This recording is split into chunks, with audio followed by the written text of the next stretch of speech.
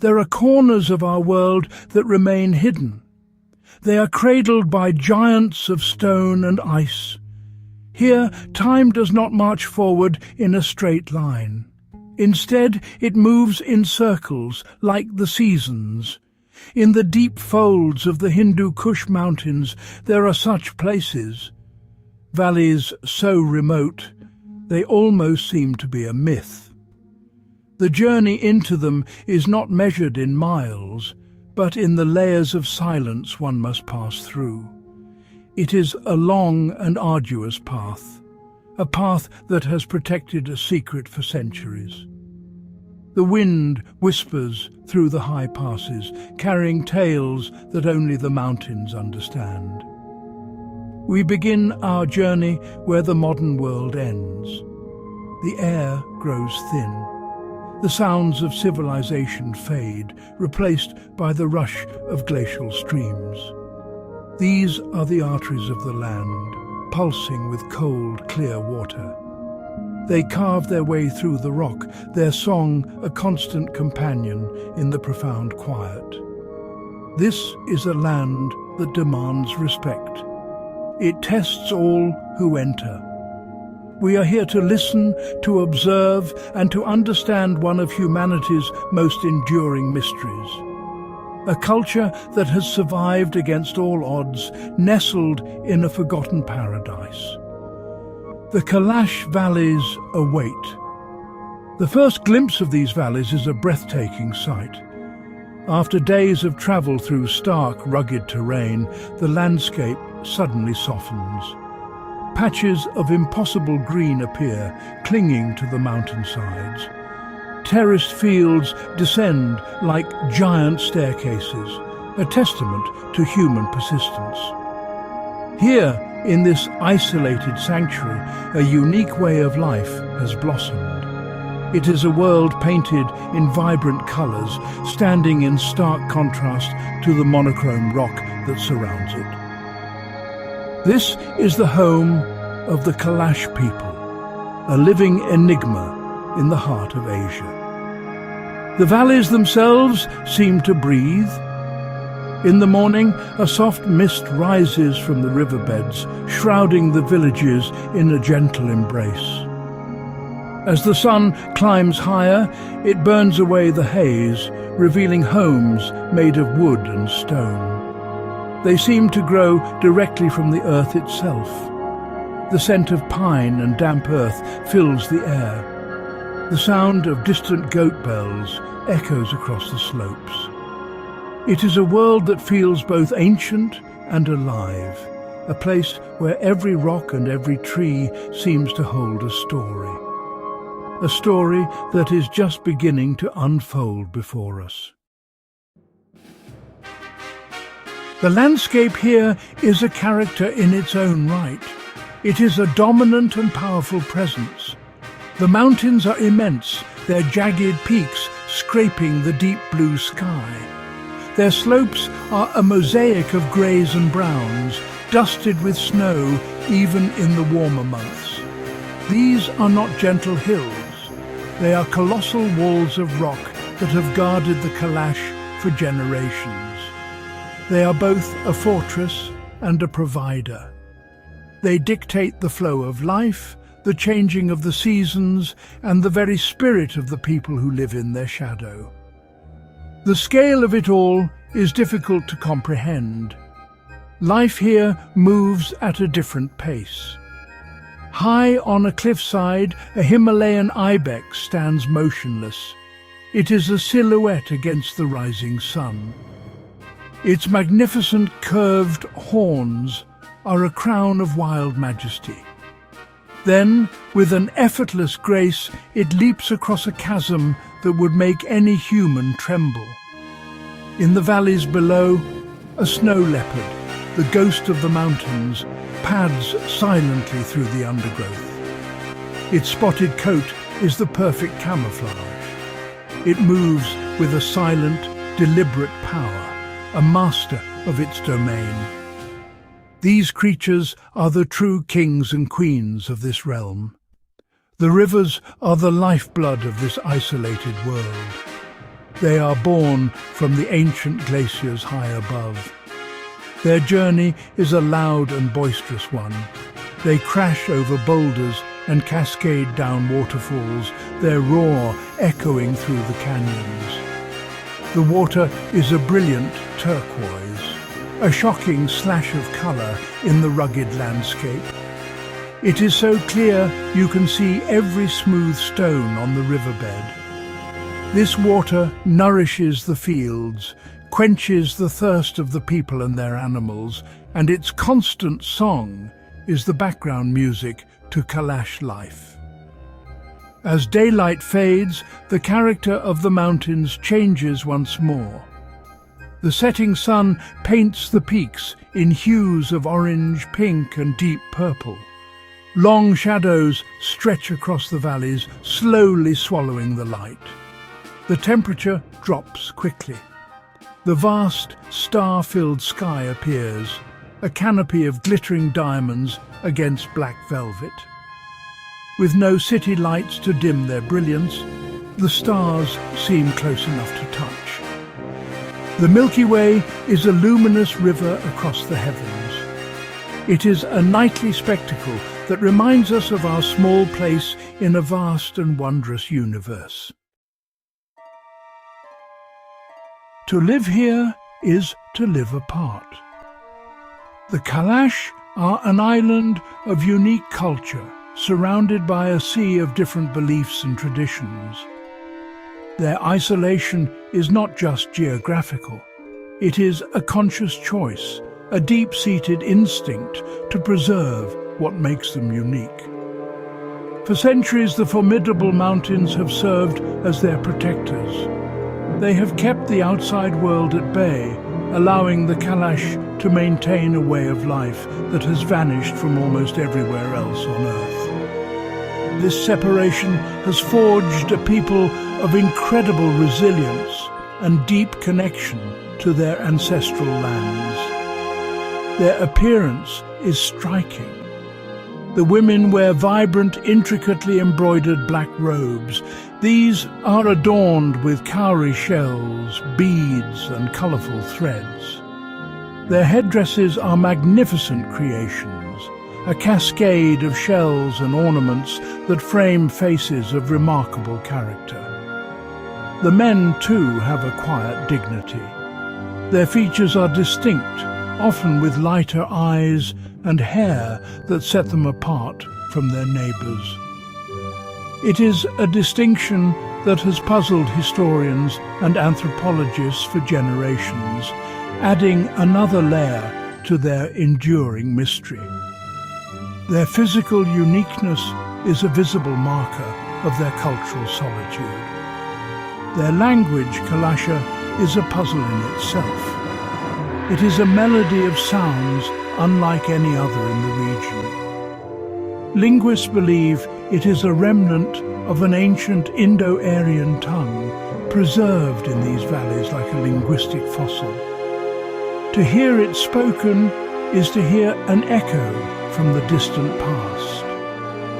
It is a language filled with words for the specific nuances of their environment, for different types of wind, for the colour of the river in different seasons, for the spirits they believe inhabit the trees and rocks. It is a language woven from the very fabric of this land. This isolation has created a world that operates on its own terms. Here, wealth is not measured in money, but in the health of one's goats and the richness of one's harvest.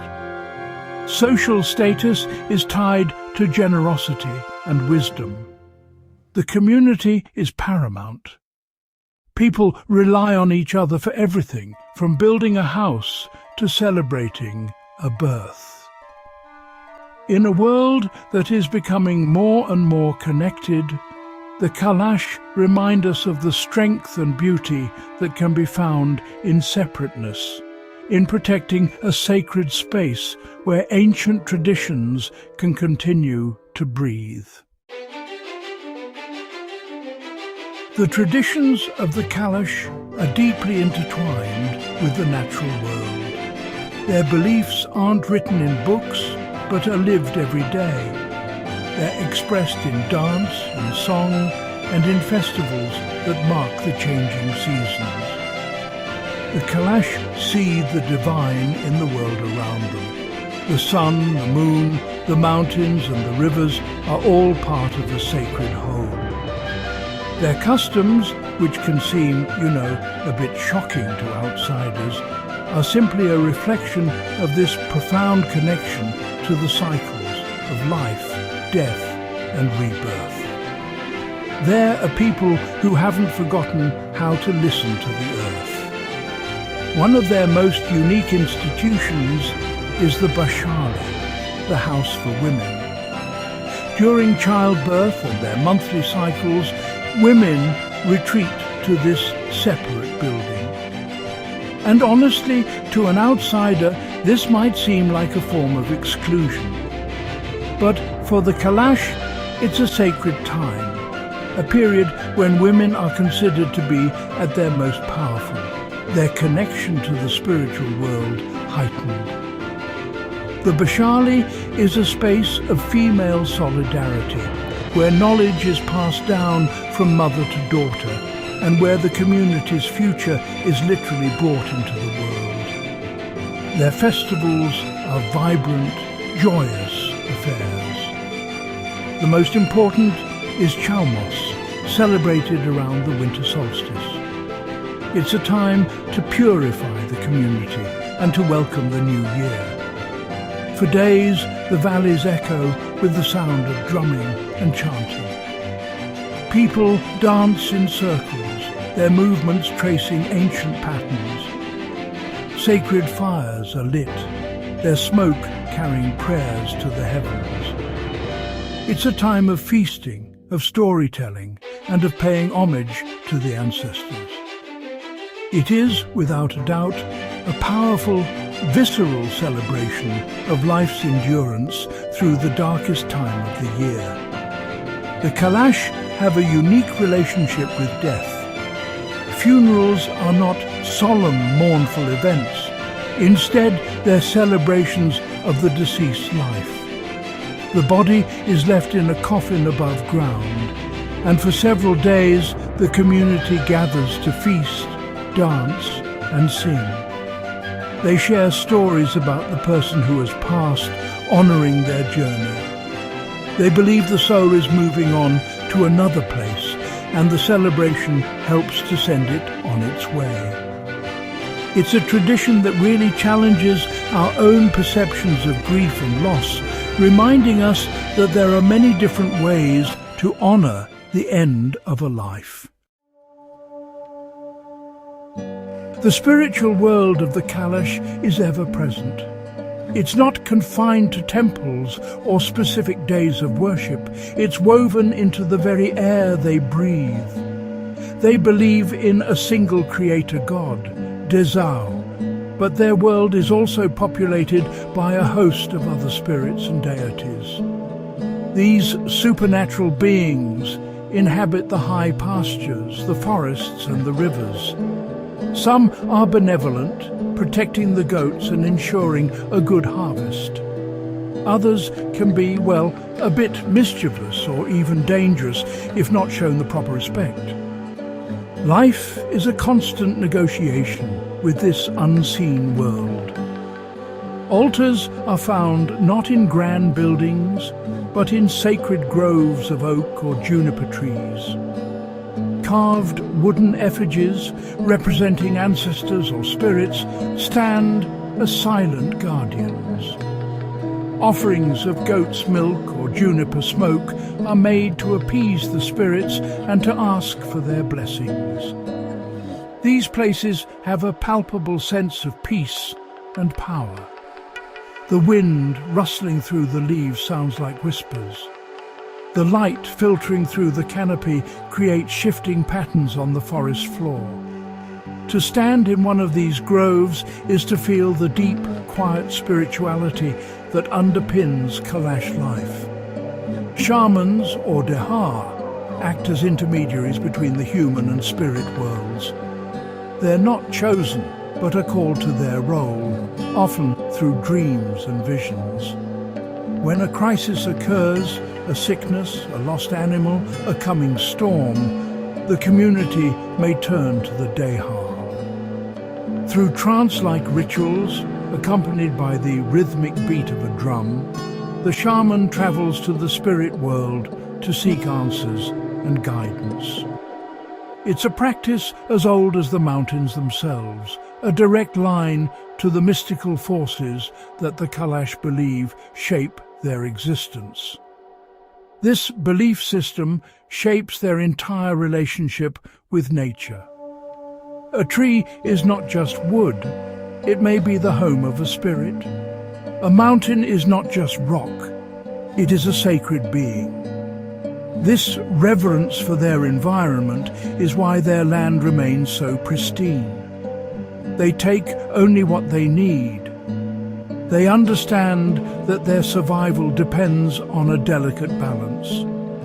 To harm the land is to offend the spirits and to endanger their own community. It's a powerful lesson in sustainable living, taught not by scientists but by centuries of spiritual wisdom. The world of the Kalash is a fragile one. It's a living museum, a window into a past that has disappeared from almost everywhere else.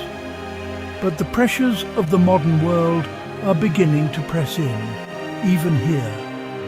Roads are slowly creeping closer. The lure of cities and different ways of life is strong. The delicate balance that has preserved this culture for so long is now under threat. With each passing year, the whispers from the outside world grow louder, threatening to drown out the ancient rhythms of the valleys. The future of the Kalash is uncertain. To lose this culture would be an immeasurable tragedy. It would be like losing a language we never learned, a song we never heard. The Kalash are a vital part of our shared human story. They remind us that there are other ways of seeing the world, other ways of living. Their vibrant festivals, their unique beliefs, and their deep connection to nature are a testament to the incredible diversity of the human spirit. Their existence enriches all of us, whether we know it or not. We have a responsibility to ensure that their voice is not silenced. Preserving the Kalash culture also means preserving their environment. The two are inextricably linked. The sacred groves, the clean rivers, the pristine mountains, these are not just a backdrop for their lives. They are the source of their spiritual and physical sustenance. Protecting this ecosystem from deforestation, pollution, and unsustainable development is critical. If the mountains are scarred and the rivers are poisoned, the spirit of the Kalash will wither. Their fate is tied to the fate of this magnificent, isolated corner of the world.